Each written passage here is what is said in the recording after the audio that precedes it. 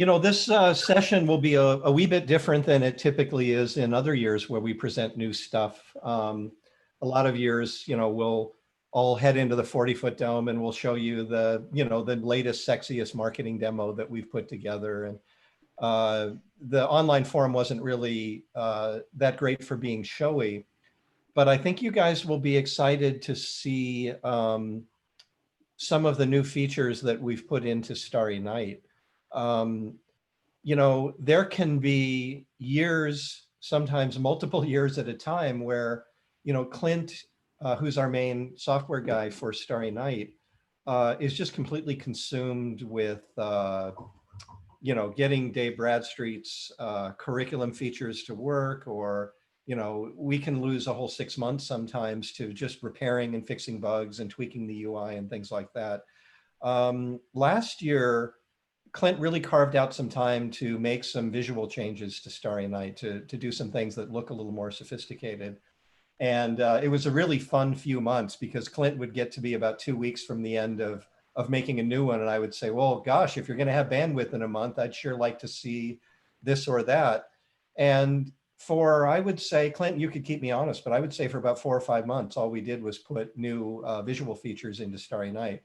So Dave has familiarized himself with some, Brad has familiarized himself with some, and I'm going to hold back and save mine for navigation and flying through space, which is always what I'm excited by. But before that, I think, Dave, you're going to start, and he's got some new enhancements to share with you. So I'll turn it over to Dave. Okay, I'm going to share my screen, hopefully.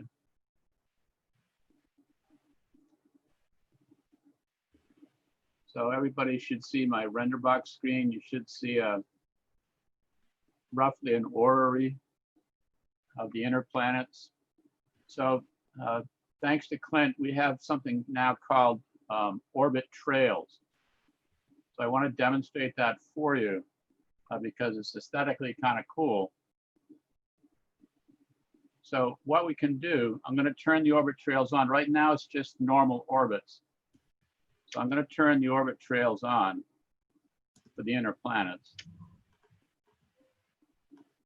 So I don't know if you can see, it's like a darker streak, kind of indicating motion. You have some options there. You can make them, this is the thinnest, which is the way I like it, but you can make them thicker. I really miss the oohs and ahs. You're getting them virtually via chat, Dave. Okay. Or you can make them really thick. Ooh. But I like the thinner ones myself. You can also adjust the brightness of the orbits themselves. So you can make those orbits brighter or fainter if you want. Or you can shut them off, which I'll do in a second. But the really sexy part is when you advance time. So as you watch the guys move, Nice. and you have an option as to how long the tails are and whether they're proportional to orbital speed or all the same angular length. You have a lot of controls the way you want it to appear. Let me just stop time for a second. Let me get rid of the standard orbits and just have the trails, because that's really pretty cool too. So it's just a really super aesthetically beautiful feature where you can emphasize the different orbital speeds of the planets. So I think that's really, really cool. That should make Scott very happy because he likes aesthetics. Now I'll cover in a little more detail. I have a session on volume 4 later in the week, and I may tell you how this works, orbit trails. Cool. The next thing I'd like to show you, take you to Eastern. And the sun just blew up. So I want to show you the effects of that, but you don't see them so much from our latitude. So I'm going to take you to the North Pole. So we're going to go to the North Pole, and you'll start to see very shortly some awfully nice looking auroras. Yeah. And of course, the really cool part, if I advance time, and you can watch them dance in the sky.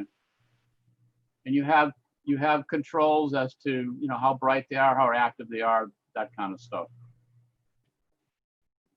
And you can, you know, you can make the time go faster or slower. I have it now. I think the time is like 3 times normal speed. Now let's go to outer space, go above the Earth, and see what these aurora look like from above the Earth.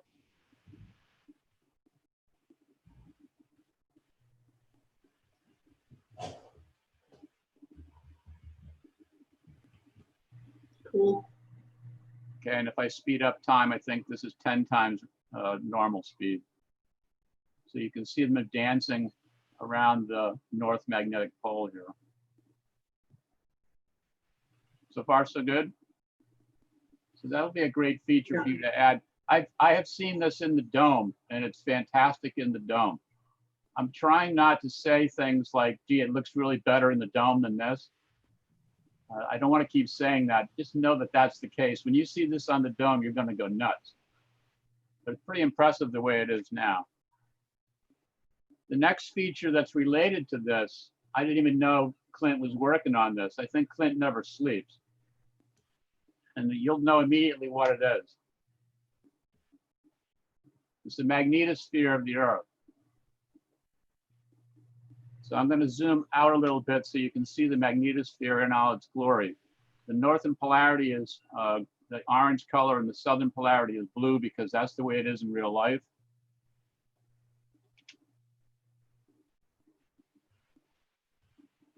Just take a better look at it.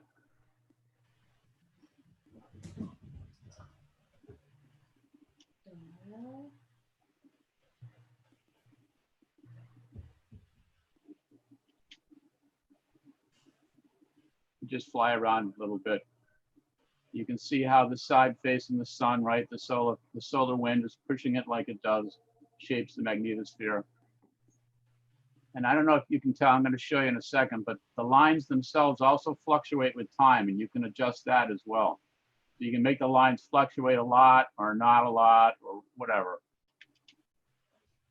So let me take you in for a better view of the North Magnetic Pole.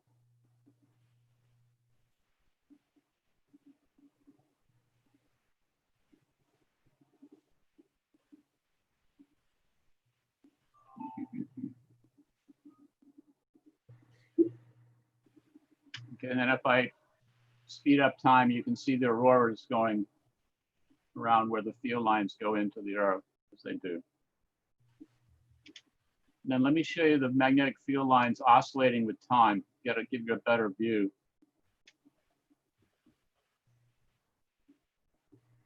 So this is supposed to simulate the sun's changing flux in the solar wind. And you can adjust how much the lines go back and forth, how active they are, and so on.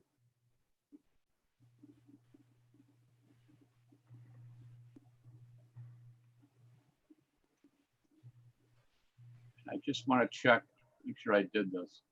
Yeah, I did something. I thought this was kind of fun. The slow motion looks really realistic, but if you speed it up, then you basically are turning the Earth into a pulsar. And so, you know, this would be a really cool thing to show your audience, your students, to give them an idea of, you know, this is really what a pulsar is doing. That its rotational axis and its magnetic axis, they are typically not aligned. And so you can see the wiggle waggling of the magnetic pole. Nice. Hopefully everybody likes that. That's Clint. Thanks to Clint. Clint, I hope I'm doing this your service here. Okay, the next thing, I introduced some of this stuff last year, but since you didn't get volume 4, I want to just remind you of some of the cool things that are coming in volume 4 once you get the updated version of Preview Suite. This is something I've always had a hard time getting my students to understand, and that is, why does the sun appear to move along the ecliptic? And so I had Clint put in what I call the Earth-Sun line of sight. And so what this line will do is, as the Earth moves, it will trace out the ecliptic in the sky.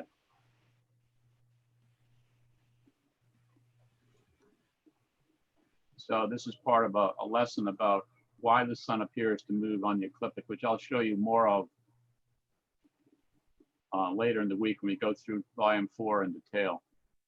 I just thought I'd remind you about this really cool Earth-Sun line of sight. You know, you may think it's trivial, but how do you draw a line in space and make it end at infinity, right? I mean, that's where the ecliptic appears to be. Yeah, that's Clint. He figured that out. For the advanced people, see the puffness? There you are. Okay. The next thing I'd like to show you, I'm just going to show you a piece of this just to remind you. But we don't give Copernicus enough credit because most of us don't understand how he did the things that he did. He actually worked out a scale model of the solar system. And so for the inferior planets, it's just a fairly simple triangle where he's got this, when Venus is at greatest elongation, that really by definition is when your line of sight is tangent to the orbit, which means this is a 90-degree angle. So once you know that, you measure how far away Venus is from the sun, which is typically 45, 46, 47 degrees.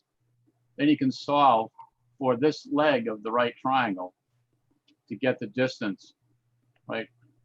In terms of the Earth's distance, 1 AU. So Copernicus was the first person to actually come up with a scale model for the universe, what he thought was the universe.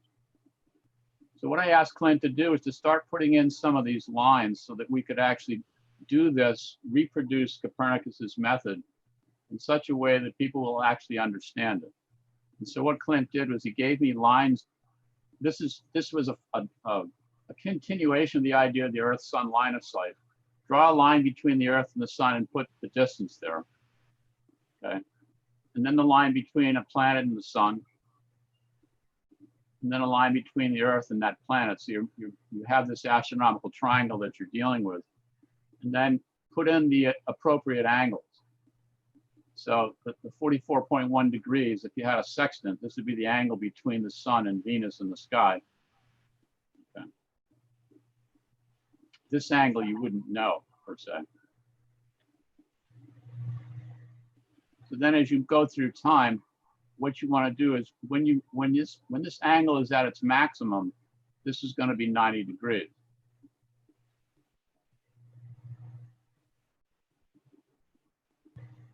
Okay.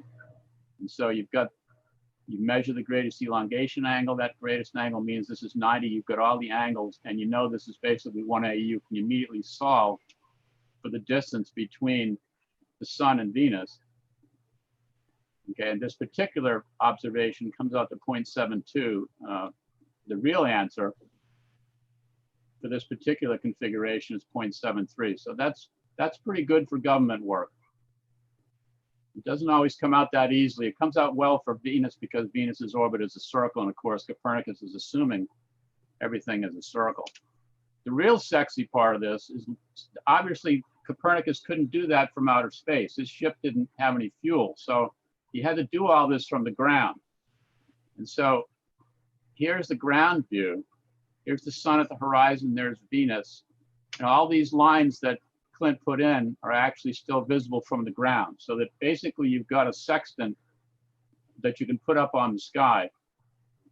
So here I've got, now you're saying, yeah, that's awfully small, Dave. I really can't see that. Well, I decided I would help you out with that. I'm going to put the angles in, and I'm going to blow this one up. I didn't do this for everything, but for preview suite for Institute, I zoomed in so we could see it better. So you can see this is the angle between Venus and the sun. So what they would have done was they would have watched time. We'll accelerate time. Watch this angle. When this angle gets to be its maximum value, that means this angle has to be 90 degrees. Clint decided to get really cool with this, and so he decided when you're within half a degree of 90, the numbers turn green. I think that's green with envy. It's too bad I can't hear any laughter or anything, you know? I can see Kelly laughing, but that's it. There isn't any, Dave. Oh, shut up. Who asked? Anyway, so And also you can see the crescent moon with Venus, which of course is on the Turkish flag and so on. But this 45.9 degrees is what we saw before. So from the ground, this is what you would have seen. That was the maximum angle. They knew this was greatest elongation, so that had to be 90, and so they could get the distance. So that's all I'm going to show that lesson because we have limited time. But I will show this lesson in detail later this week. But the superior planets are a little trickier, but we'll do those as well, both from space and from the ground.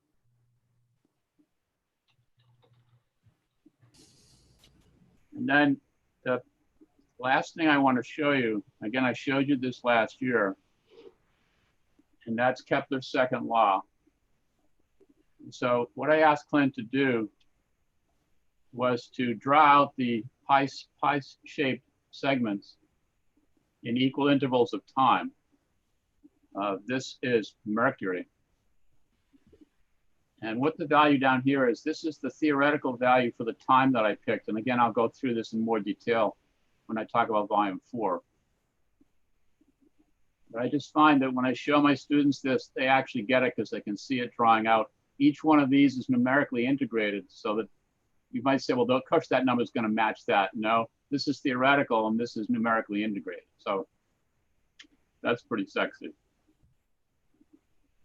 Now that's not what Clint wanted to do originally. This is what Clint originally wanted to do. This is quite cool. I'm gonna go manual now.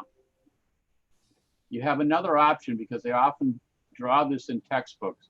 If you do it manually, it draws out one segment. So then if you want to do another segment somewhere else, just stop time.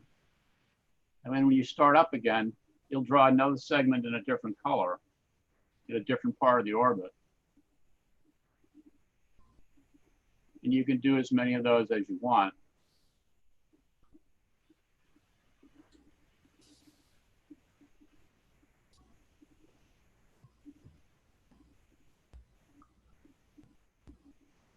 Huh. So you can, so it's up to you. If you want to just do a couple, like at perihelion and aphelion, you can do that, rather than doing all the ones. But I think the other ones are prettier. Not that anybody cared. Let me show you another example. We do care. Okay, thank you. Let me just, I will show you this stuff in more detail when we get to the other stuff, but let me just show you,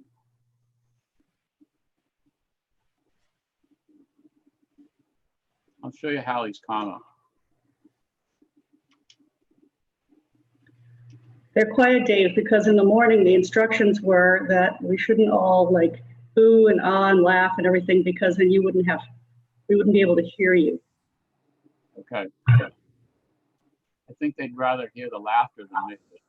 This is Halley's Comet going around the sun. This is just the inner part of its orbit. For memory limitations, we can't do like, I don't know what comet that was, but it wasn't Halley. So that's kind of a sexy thing. And Clint says never to do this, so I'm going to do it. I won't tell you what he actually said, but if I see if I can do this without blowing it up, I just want to do it for the fun of it.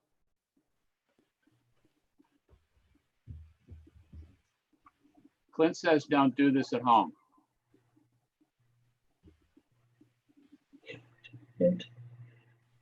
But I think it's so sexy that I have to do it. It's just, if it crashes the system, Clint warned you, but that would make for a pretty cool thing. And you don't have to have the letters in there either. You have the option of shutting those off or whatever. You have a lot of options. You can make these things any color you want, that kind of stuff. Again, I'll go through that in great detail later. Okay. I think that's all I had to show. Because Brad and Scott have a few things to show. So I'm going to release the screen.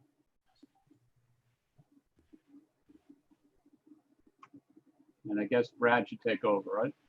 Yep, I will take over. Let's see here.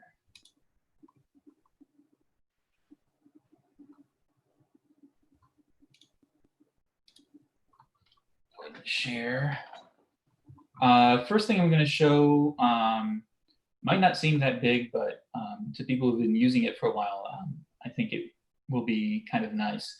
If you take a look in the Starball controls here, which you probably wouldn't unless you're looking for it, Clint has added your current latitude and longitude will always be displayed here. And what's better is that as you're moving, it will update in real time.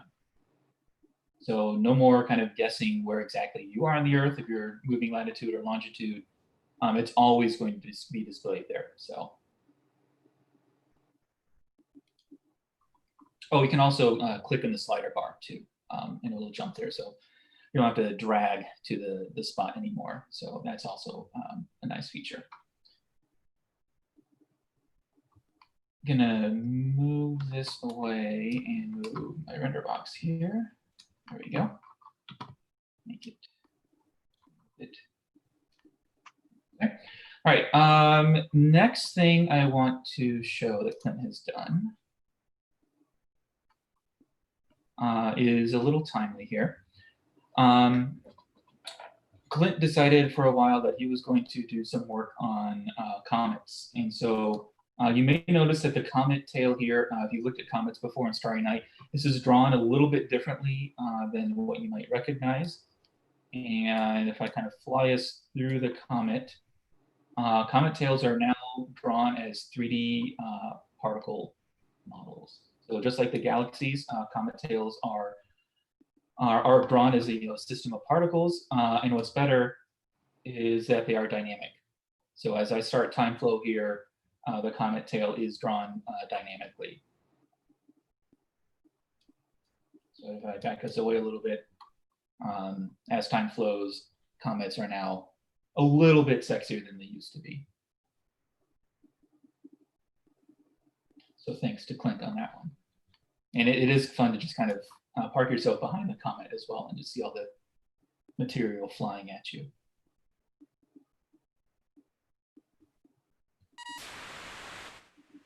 Okay. Next one I want to point out,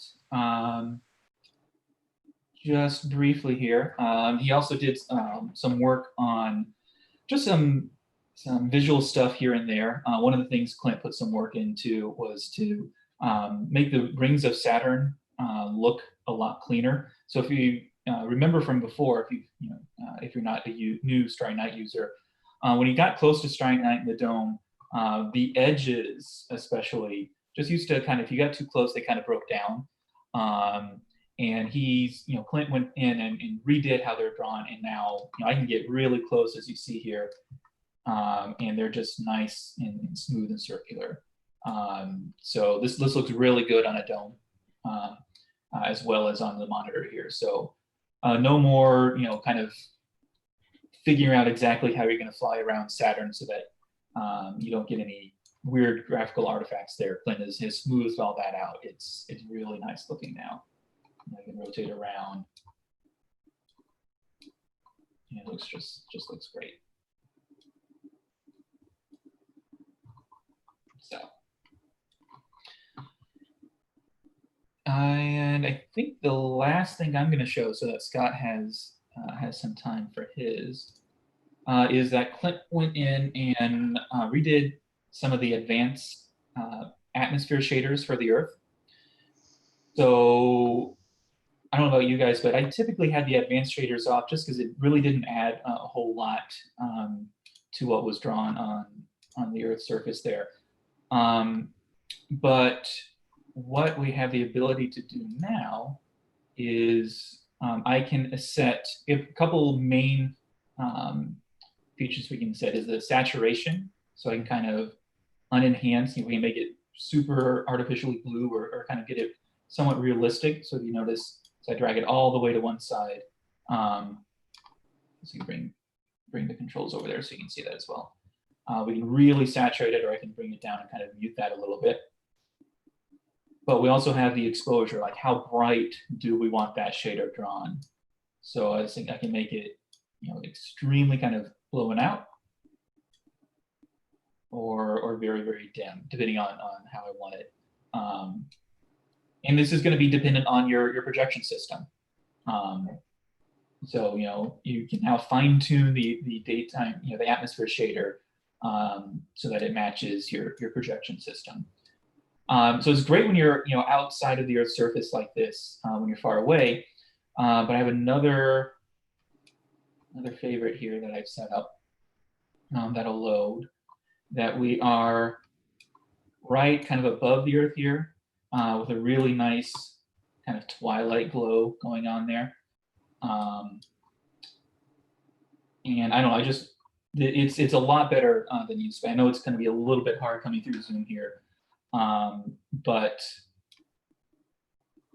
you can kind of set like how bright do you want that limb to be, and kind of move us forward into it or back us away. It's a really nice effect you have going on now. Yeah, Leslie, it's much more realistic. If you've seen views, like from the ISS or something, this is much more what it's supposed to look like than what it did before. So Clint spent quite a bit of time on shaders here. So yeah, I'm not going to do that now, just so Scott has time to do his thing. Jim points out, but yeah, doing the new atmosphere features with the aurora on, yeah, you can get some really nice stuff here. So thanks a lot to Clint for all the work he's put into shaders. I know it's not easy work, but it's really paid off. So with that, I will turn things over to Scott for the last little bit. Right, thanks, Brad. I want to talk a little bit about modifications we've made to navigation, how we move through space. And we've been exploring different approaches for years. And as everyone knows, there's really two ways to change positions and move through space in Starry Night. One of them is very commonly used. The other one is less commonly used. The common one is to base our trip from one place to another on a go there command, right? If we want to go from the Earth to Mars, then we right click on the object we're going to, we say go there. And then Starry Night has a tendency to make the decisions for you, what you're going to view, the panning of your view in space as you move from one object to another, the centering of that object, all of those are under Starry Night's control. And in desktop versions and in some versions of domes that we played with, we also experimented with the free form, joystick flying around. The problem with that is that was really a live effect that, didn't give you any control in your shows. And what people want is the greatest amount of control in a program that's scripted by ATM4, so that as we leave the Earth and go to Mars, we take over control of the panning or the gaze, right? And so something that I suggested Clint try, and we like the results, was that we move from one place to another in space with absolutely no change in gaze whatsoever. So imagine we pull away from the Earth, and rather than Starry Night dictating that at this point in the flight, we're going to spin and look at Mars, what I suggested that we do is pull back and pull back and pull back and ignore where Mars is in space. So we're essentially still looking at whatever place in space we were when we get there. So these are flights in space completely devoid of any kind of change in gaze or change in view. And so you're asking, well, at some point I want to look at Mars. And so we created another command that will happen mid-flight where we decide at this point, at the beginning of the flight or later in the flight or somewhere in the middle of the flight, we choose this moment to turn our gaze and look toward Mars. And they're now separate commands. So I'm going to, let's see here, let me just do this. Bring ATM4 down. So what I have here is an initial scene, and then I have a scene which is we've actually saved as a scene, a favorite file, this ability to go to Mars. And then this one will be the center Mars. And then following that is an OA that just moves us with respect to Mars. So what we've told Starry Night to do in this first command is fly toward Mars, but don't look anywhere. Just keep looking off in the distance where you were looking. And then at some point in the flight, we get to say, now I want to turn my head and begin looking at Mars. So I'll move this out of the way. and then I'll show you what this looks like.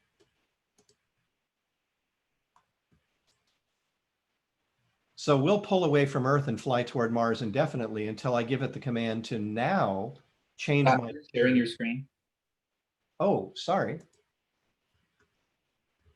Sorry about that, guys. I thought all this time I was screen sharing. Yeah, it sounded a little like you thought we saw it. That would have Maybe been you ought to go back and show anything else you thought that was important. that would have been useful to mention a few minutes ago. Hold on here. Just one moment. Sorry, guys. I wanted to be Well, you knew what you were talking about. right.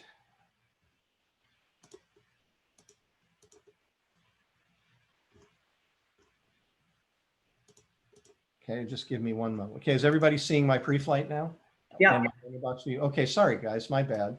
Okay, so here's what I was attempting to show you just a minute ago. I have an ATM4 script here, and this first cue in the ATM4 script tells us to fly away from Earth in the direction of Mars, but our gaze won't change in any way. Starry Night won't decide to center Mars, change our view, move space in any way. We'll simply keep backing away from Earth in the direction of Mars until we tell it to do something else. The following cue, this next cue, will happen midway through the flight. And I'll move this in a minute and show you how it looks different if I move it.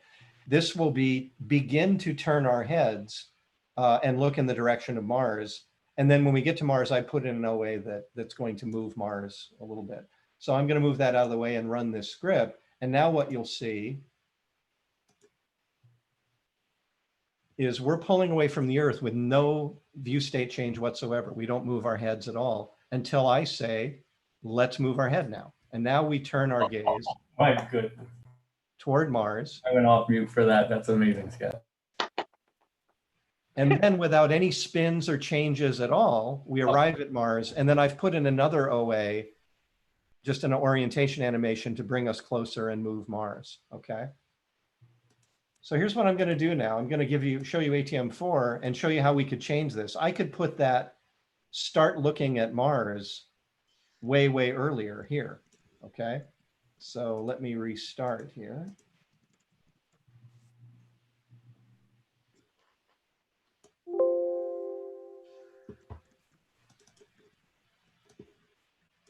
And let me make sure the favorite looks like it's supposed to look here. We have a little bug where sometimes that favorite, starts in the wrong position. So I'm going to run this script again, but this time we're going to start looking at Mars much, much earlier. So we begin to pull away and then we immediately turn.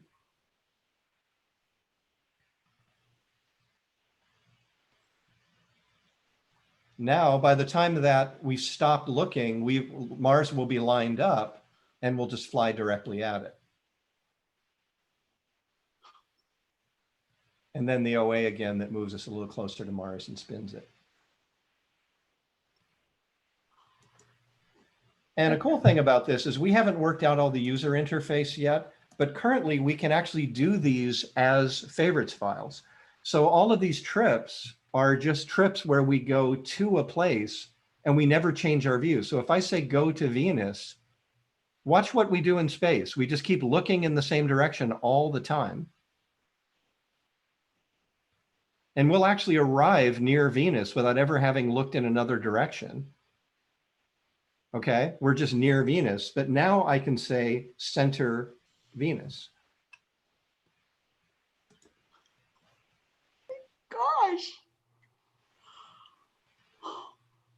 Now let's do it again. I'm going to fly to Mars.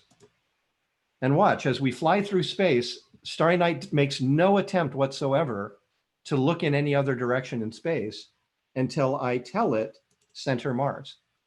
And then the gaze turns toward Mars. So now you have absolute 100% freedom over when you change your gaze in space. And of course you can change all these values, right? Fly to Mars faster, fly to Mars slower, center Mars faster, center Mars slower. So you're never going to have Starry Night ever dictate the direction that you look at any time. Thank you, Clint. So Scott, Clint says he actually has a couple other things that you would like to show. That would be fantastic. We have a little time left. We're okay if we go a little late. So Clint, the floor is yours. Yeah, go right ahead. We can't. You're muted, I think. Clint. Muted. Yeah, Clint, you're muted. Uh-oh. Uh-oh. I didn't think he's muted. May need to adjust what your audio source is. If it's coming off your headphones, you may have to adjust your microphone. He's not muted. I just hear beeping. Yeah, check your audio settings. Make sure that you choose the right microphone. I've had good mileage when this has been problematic just by unplugging the headphones. It's a paradox, though. He could show us the new content and we could all make the narration for him.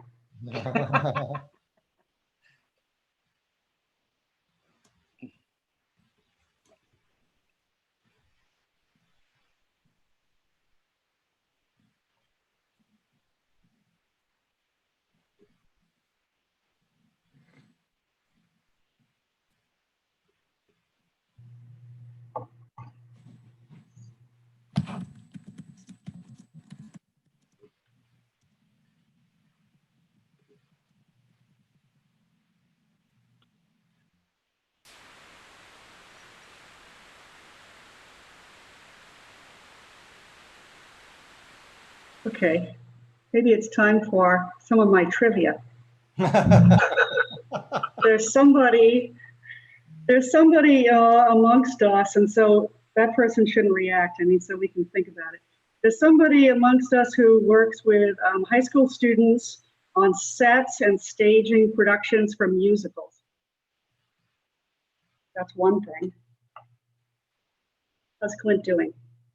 Throw out another one.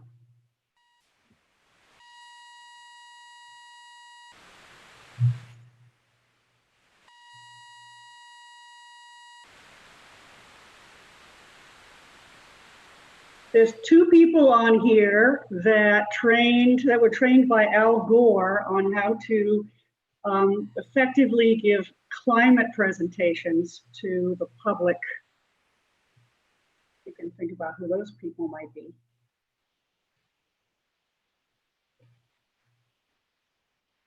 How's Clint?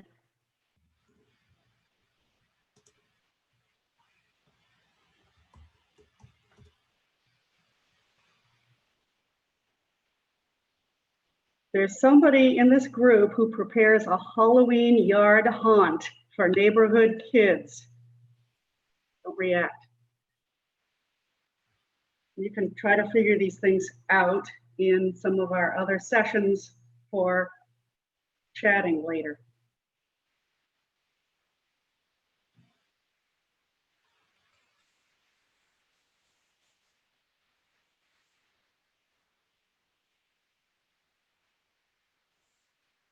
Okay, is there going to be a time that we have to go back to them?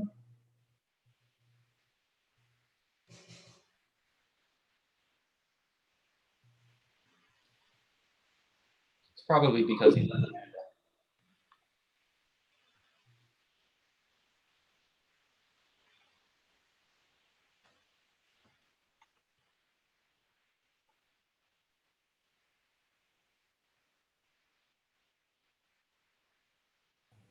You know he's doing dramatic effect.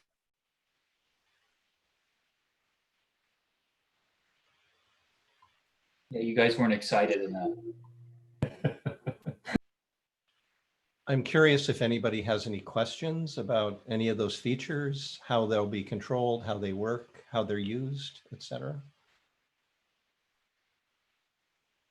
I guess I'm confused. When will we, is that like an update that we're going to get sent or for our work? Yeah, the next patch that we create will probably be easily before the end of the year, probably more like the fall. And we're very close to having a preview suite version with all of these in place.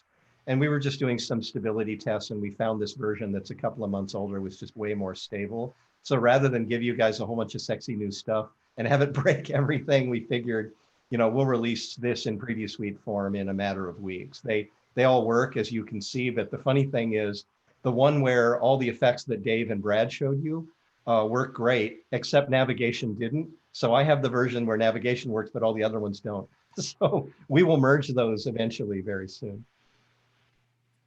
Scott, on those automation movements, are those just using fly to and go to cues in ATM4? No, there's a new command called navigate to. Okay. And right now, I think you all have navigate to, but there still is an automatic center.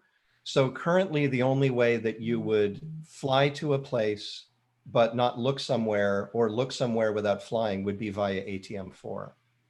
But Clint came up with an interesting way to actually put those commands in favorites files. So what I was showing you were favorites files that had the ability to either fly somewhere without turning your head, or turn your head without flying somewhere. And the more I think about it, the more we may give you that ability to just turn, rather than that just being UI, actually build favorites that are flights themselves. Then it would work more like Zygote and the layered earth. So we may go that route. Cool. Are these new things with these new effects with the magnetosphere and the auroras, do those have to be controlled live, or can you control those through ATM4? Well, that will mostly be a Keelan Stewart decision. You know, typically anything that Starry Night can do, we can tell ATM4 to do it. It's just a question of whether you just want them in favorites files, or you want a cue that says turn my magnetosphere on and off. If we have enough requests for turn magnetosphere on and off, then it'll end up in ATM4. But of course, you can always save those into favorites with them on or off as well.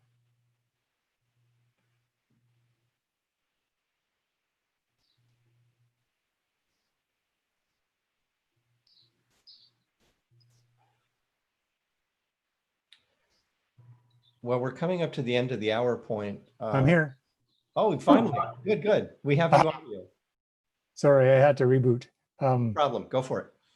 So just give me a second, because I did just reboot my system. So I'll just start a few things up. I've never shared my screen with anybody. I'm a virgin doing this. So when I share my screen, where do I move the window so everyone can see it? Zoom will ask you which window you want to show. So okay. One of your monitors will probably be screen 1, one of your monitors will be screen 2, and you'll very clearly see which is which as soon as you say share screen. It's very intuitive. You're way smarter than I am, and I figured out how to do it myself. No.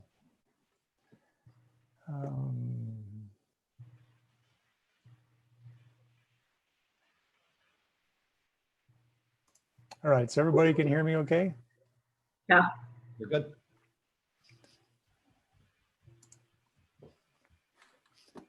All right, gonna share my screen. I see. After you, yeah, there you go. All right, so you can see Jupiter here.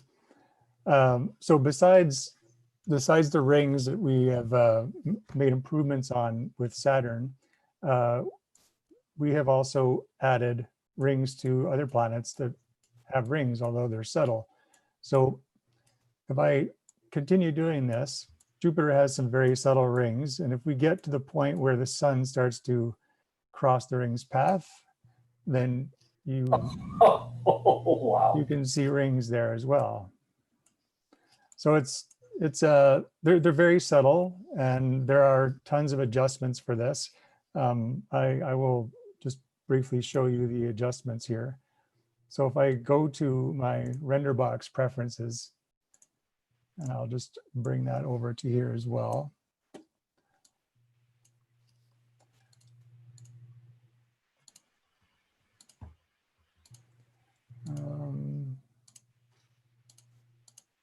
Getting a little stuck here.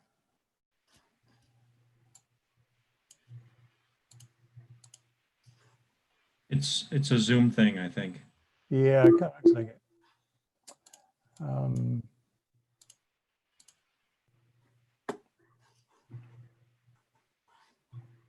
on 1 second here. Yeah, Clint, I think you shared the application rather than the screen. Rather than choosing like Starry Night Render Box or whatever the application is, yeah. Choose one that starts with the word screen and you'll be fine. All right, let's try this again. Sorry, this is all a little impromptu. I wasn't planning on doing any demos, but my voice is a little buggered.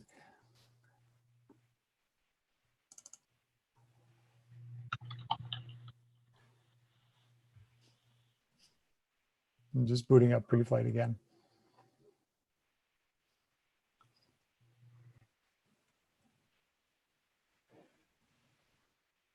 All right, so you can see my screen. Mhm. All right, so we'll go back to Jupiter.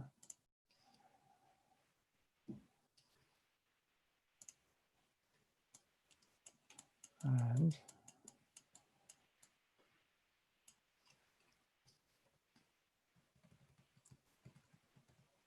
so there are the rings. Pull up these. So I'm not gonna, last time I dragged my render box preferences over to that screen, for some reason things kind of got locked up. So I'm just gonna leave, I guess I could share my other screen, but then you won't see the effects. So I'm just gonna explain what I'm doing. You will see these options in your own versions of render box preview suite. But in the shader preferences, there's a more button for planet rings. And it brings up a number of things like light scattering angle. And if I make that larger, it allows you to see more of the ring when the sun is there. There are options for front and back light scattering. And they will also affect how this all works. But I seem to be having trouble showing this consistently without things locking up. And I guess it's got something to do with the fact that I'm sharing screens here. So there is one other thing I want to show. And if you just have a little patience, I'm going to just close this out and I'll start up pre-flight again. So historically, you guys are aware of some bad effects when you render planets towards the poles. You guys have probably seen a lot of pinching at the poles. It's a lot of distortion. And so I took some time to actually rewrite how textures are applied to some of the planets. So we have an alternative way. I'll just go live here.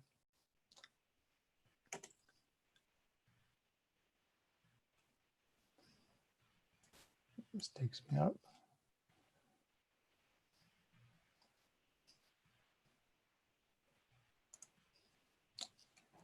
All right, so here is our planet, Earth. I'm going to get down a little closer.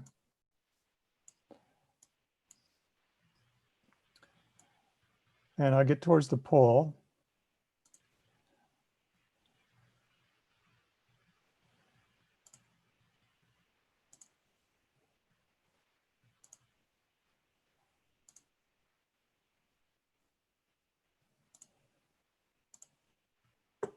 And what I'm going to do is I'm going to select a different texture so you can kind of see the pole a little better.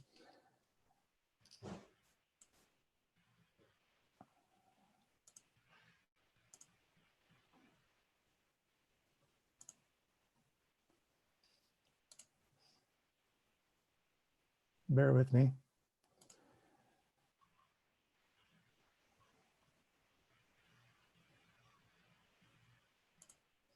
So here's a view without any clouds, and you can see all this pinching in here. And if I get in a little bit closer still, it'll be a little more apparent. But you see a lot of distortion there. And this is actually even more emphasized with planets like the moon where there's craters. But I'll just show you the difference here. So it's basically a one checkbox in our settings. And what we're doing here is instead of wrapping the texture around the planet like a cylindrical wrap, what we're using is cubic textures instead. So we actually take 6 faces of a cube, and every part of the planet gets wrapped around equally. So if I turn that option on, we get this. And I know there's a little bit of extra going on here, but if you take a look around at Iceland, for example, and I uncheck that, you can see that like have a look in here or in here. You can see that there's no distortion going on when we have that up. The other thing with the cube map textures is that we have the ability to have clouds on the Earth now as a separate layer. So if I pull out a little bit, you see some clouds there. Those clouds are actually not tied to the texture themselves. They're a separate layer and they will move when the Earth is rotating at a speed that you can adjust. So if I hover over the Earth and I bring some time flow up, let's say about 300. If you look closely, you'll see that the clouds are actually moving at a different rate than the planet is tracking. So if you take a look there, you can see that it's maybe a little hard to see.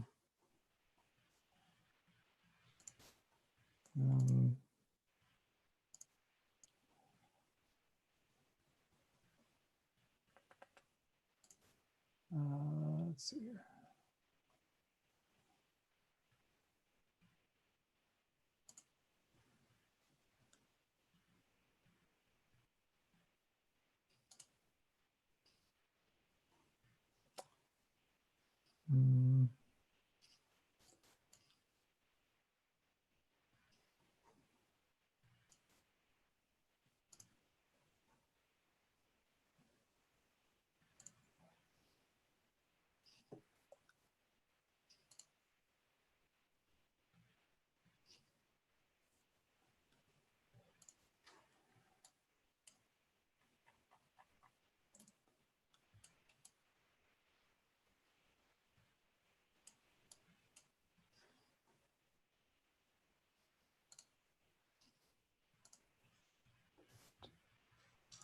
Sorry, I almost have this here. Shaders and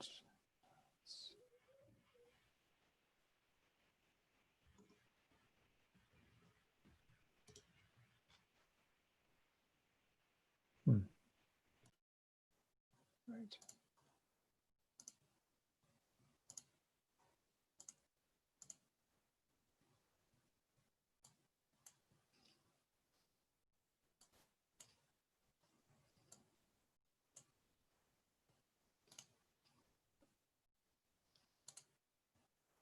So yeah, I guess it's a little difficult to see, but when you see this in your dome, you will be able to play with this a lot more. Essentially, we have a layer on the Earth now, which is just a cloud layer. You can adjust the height above the Earth, so anywhere between like 60 kilometers and a couple hundred.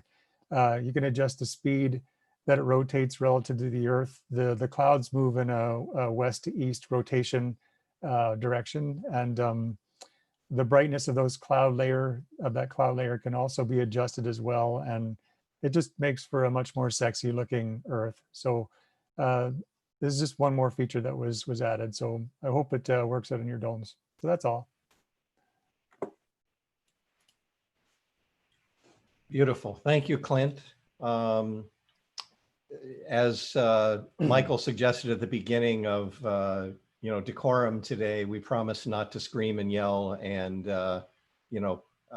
go crazy. But I think if ever there was a time to scream and yell and go crazy, this would be it. So if anyone wants to unmute and just go apeshit, excuse my language, over Clint's amazing work, I think now would be the time to do it. Woo! Thank you, Clint. Oh my gosh. Thank you. All right, I believe we're on a break. Mike, maybe you can tell us where we are in terms of schedule, and I think we're going into another meeting, please. Yeah, we're probably going to take right about 5 minutes so that we don't go too much longer. We're going to be here in the same room for the overview of Fulldome curriculum with Dr. Bradstreet. So we'll get started right about 5:25. Y'all then.